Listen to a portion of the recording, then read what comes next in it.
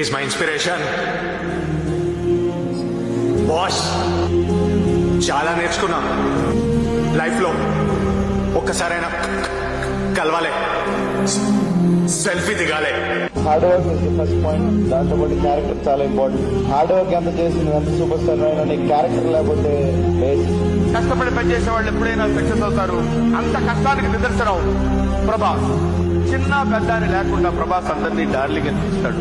ప్రభాస్ లో ఏం లేదయ్యా అంటే తనకి గర్వం లేదు. ఓ సినిమా సౌండ్ ఇంజనీర్ ఇందాక మధ్యాహ్నం కలిశారని చెప్తున్నారు. ఎన్టీఆర్ నుంచి ప్రభాస్ దాకా నేను పనిచేశాను. అసలు డౌన్ టు ఎర్త్ ఉండేది ప్రభాస్.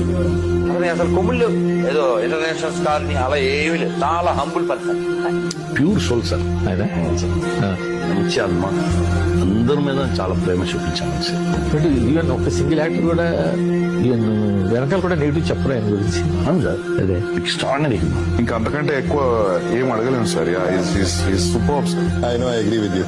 నాకు ఇప్పటి వరకు I didn't face anything where ఇంత పెద్ద హీరో అని చిన్న ఏదో ఒకటి మధ్యలో పరదాలాగా అట్లా ఎప్పుడు లేదు. Is very transparent, is very sweet.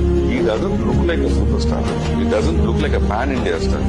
He just looks like another gentleman who is a next door. Prabhas Garu has to have the most genuine and down-to-earth heart of any big star I've ever met. It's insane how much he doesn't realize how big he is. Prabhas sir or a star who doesn't know how big he is. Yes. He's like Lord Hanuman. He doesn't know his own strength. Such a big star, but is very, very humble. He's happy for others' success.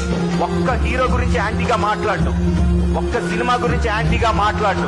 ప్రతి director గురించి మంచిగా మాట్లాడతాడు, ప్రతి artist గురించి, ప్రతి hero గురించి మంచిగా మాట్లాడతాడు. నిజంగా ఈశ్వర్ సినిమాతో వచ్చిన మీరు ఇప్పుడు సాహో ఏ రేంజ్ లో రిలీజ్ అవుతుందో అందరికీ తెలిసి ఎక్స్పెక్టేషన్స్ మధ్య రిలీజ్ అవుతుంది. కానీ మేము అందరం యునానిమస్ గా చెప్తాము, ప్రభాస్ గారిలో మేము ఇంత చేంజ్ కూడా చూడలేదు, ఇంత యాటిట్యూడ్ లేదు. మేము స్టార్టింగ్ లో మిమ్మల్ని ఎలా చూసామో ఇప్పటికీ అలాగే ఉన్నారు. అంతే హంబుల్నెస్, అంతే నెమ్మది మాట్లాడారు. బయట చాలా మంది ఉన్నారు, వాళ్ళందరికీ రియలీ సారీ. నా ఫ్యాన్స్ సారీ. చాలా గౌరవం ఎక్కడెక్కడి నుంచి వచ్చారు, అది నేను కలవలేకపోయాను. ఇక్కడ లోపల మైతో పాటు ఎంజాయ్ చేయలేకపోయారు. వాళ్ళందరికీ రియలీ సారీ. కొంచెం వెనకాలలో దూరం అయిపోయింది, సారీ. అంటే మనకి దొరకలేదు కరెక్ట్ ప్లేస్. Sorry darling. వెనకాల అందరూ లవ్ యూ. అంటే మీకు ఇక్కడ తక్కువ మంది తీసుకురావడానికి, ఫెన్స్ వేయడానికి, మీ సెక్యూరిటీ గురించే సారీ, ఇబ్బంది పెట్టాము.